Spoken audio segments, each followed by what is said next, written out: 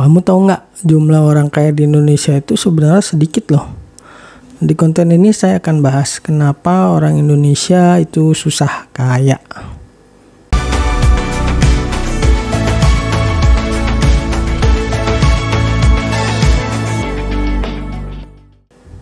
Halo, Haryo di sini ketemu lagi sama saya. Seperti biasa, saya akan membahas seputar investasi, pengelolaan keuangan, dan juga bisnis. Tujuannya tentu aja untuk bisa bebas finansial. Kali ini saya akan membahas tentang alasan mengapa orang Indonesia susah kaya. Tahukah kamu, berdasarkan data riset yang dilakukan oleh Knight Frank di tahun 2021, hanya ada sebanyak 0,03% orang Indonesia yang tergolong kaya. Tetapi selama pandemi kemarin di tahun 2021 tercatat jumlah orang ultra kaya di Indonesia mengalami kenaikan sekitar 1%. Kategori orang ultra kaya itu sendiri merupakan orang yang memiliki jumlah kekayaan lebih dari 30 juta dolar atau jika dirupiahkan sekitar lebih dari 432 miliar rupiah. Namun di sisi lain, jumlah orang kaya di Indonesia pada tahun 2021 turun sebanyak 5%. Kategori orang kaya sendiri merupakan orang yang memiliki jumlah kekayaan lebih dari 14,4 juta dolar. Mengapa hanya sedikit jumlah orang kaya di Indonesia? Apakah sulit untuk menjadi orang kaya di Indonesia? Sebenarnya ada beberapa penyebab mengapa jumlah orang kaya di Indonesia itu sedikit. Penyebab pertama adalah penghasilan yang kecil. Tidak semua penghasilan orang Indonesia itu kecil, karena banyak juga orang-orang yang punya penghasilan 2 kali atau beberapa kalinya UMR. Namun meskipun demikian, masih banyak juga orang-orang yang penghasilannya minim. Jika kamu ingin memperbesar penghasilan, ada beberapa hal yang bisa kamu lakukan. Kamu bisa menambah skill, mengganti pekerjaan, mencari pekerjaan tambahan, investasi, dan berbisnis. Yang kedua, tidak punya rencana masa depan. Ini merupakan masalah banyak orang, yaitu tidak punya rencana masa depan. Jangankan rencana masa depan, kadang visi atau cita-cita pun tidak ada. Memang ketika tahun baru biasanya banyak orang yang menuliskan atau membuat resolusi tahunan. Tetapi apa yang terjadi? Biasanya resolusi yang ditulis di tiap malam tahun baru hanya menjadi angin lalu aja. Ditulis tanggal 31 Desember, dilupakan di tanggal 1 Januarinya. Yang ketiga, salah dalam berinvestasi. Banyak sekali orang yang terjebak pada investasi bodong, baik investasi secara konvensional maupun investasi digital. Penipuan investasi konvensional umumnya berupa janji investasi bodong yang menggunakan metode konvensional, misalnya seperti penipuan berbalut arisan dan koperasi atau penipuan berupa penggandaan uang. Contohnya yang dilakukan oleh Dimas Kanjeng. Sedangkan investasi bodong yang bentuknya digital seperti penipuan binary option, contohnya Binomo. Kesalahan dalam berinvestasi bukan hanya dikarenakan penipuan investasi bodong, tetapi juga bisa disebabkan oleh kurangnya pengetahuan mengenai investasi, seperti kasus bunuh diri karena kerugian investasi saham, atau bisa juga disebabkan oleh kesalahan dalam strategi investasi. Yang keempat adalah gaya hidup yang boros. Godaan gaya hidup boros di era sekarang ini semakin banyak. Hal ini disebabkan karena perkembangan media sosial yang begitu pesat. Hal ini diperparah dengan budaya flexing. Media sosial dijadikan sebagai ajang pamer, padahal belum tentu juga yang melihat akan menjadi kagum. Selain budaya flexing, budaya FOMO atau fear of missing out juga menjadi salah satu penyebab orang menjadi lebih boros. Padahal kalau kamu ngikutin gaya hidup atau keinginan, maka yang gak ada akan habisnya. Penyebab lain gaya hidup boros adalah tidak mampunya seseorang dalam membedakan antara kebutuhan dan keinginan. Kebutuhan lebih kepada semua keperluan yang sifatnya memang sangat penting, seperti sandang, pangan, papan.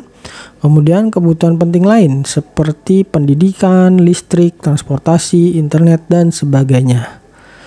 Tetapi umumnya ketidakmampuan orang dalam membedakan antara kebutuhan dan keinginan adalah bercampurnya antara kebutuhan dan keinginan. Padahal sudah jelas perbedaan antara kebutuhan dan keinginan, misalnya makan di restoran.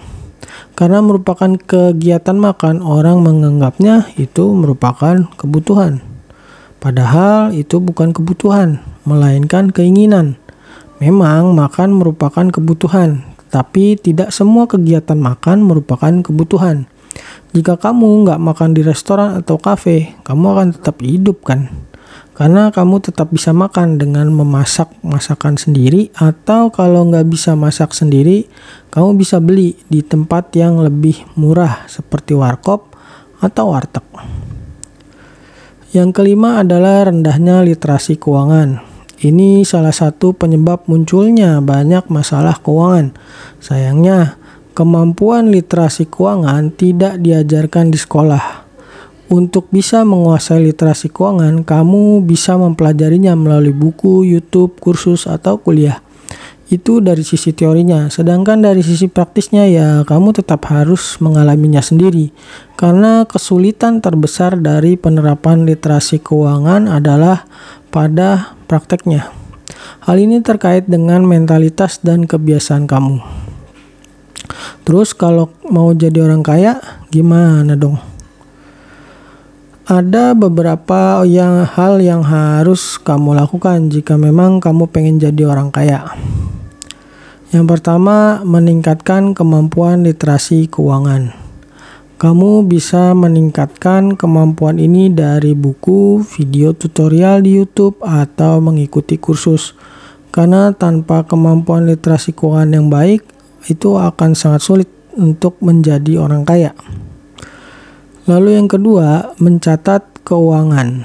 Kegiatan mencatat keuangan merupakan kegiatan yang umumnya malas dilakukan oleh orang karena cuma nambahin kerepotan, juga karena takut menghadapi kenyataan besarnya uang yang keluar. Memang akan menambah kerepotan dan juga kamu pun merasa berat ketika mengetahui jumlah uang yang keluar. Tetapi hal ini sangat penting untuk dilakukan. Nantinya berdasarkan catatan keuangan, kamu akan bisa menganalisa dan memutuskan kira-kira mana nih pengeluaran yang bisa dikurangin.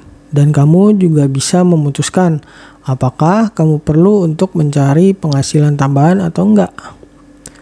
Yang ketiga, berhemat.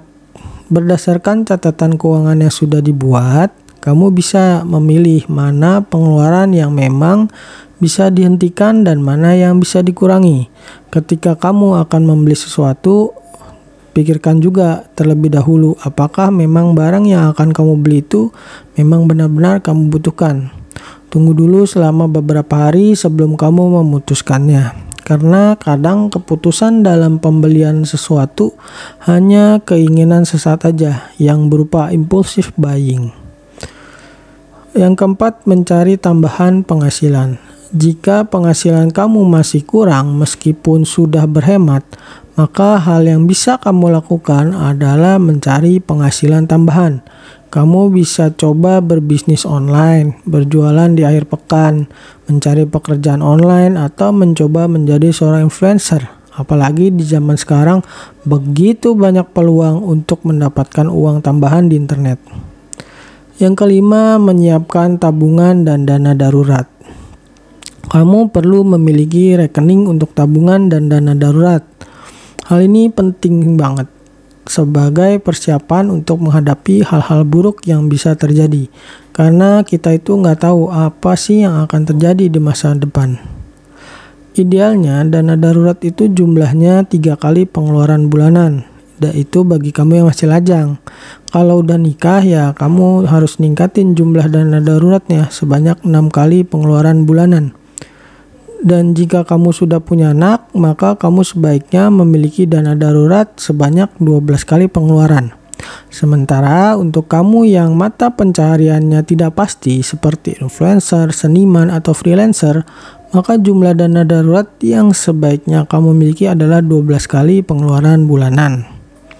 Yang keenam adalah kamu harus memiliki asuransi. Asuransi juga sama pentingnya dengan dana darurat, karena biaya untuk pengobatan yang disebabkan oleh sakit itu bisa mengurangi aset kamu. Banyak sekali kasus di mana orang yang tadinya kaya berubah nasibnya menjadi miskin, cuma karena salah satu anggota keluarga mereka sakit. Miliki minimal BPJS Kesehatan dan jaga keaktifannya. Yang ketujuh, investasi. Investasi digunakan untuk membayar kamu di masa depan. Jika kamu punya keinginan atau sesuatu yang ingin dibeli, akan lebih mudah kalau kamu berinvestasi daripada kamu hanya menabung. Mengapa demikian?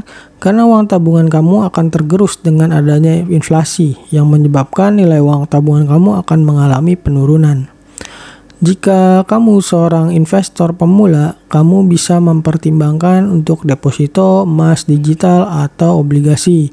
Barulah nantinya pelan-pelan kamu bisa masuk ke investasi reksadana.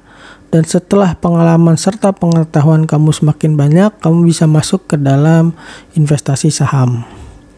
Memang kenyataannya orang kaya di Indonesia itu jumlahnya masih sedikit.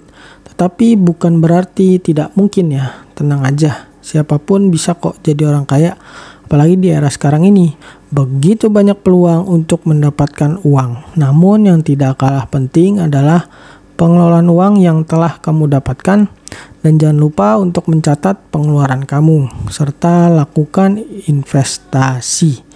Oke, sampai di sini pembahasan tentang alasan mengapa orang Indonesia susah kaya. Sampai jumpa di konten berikutnya. Dah.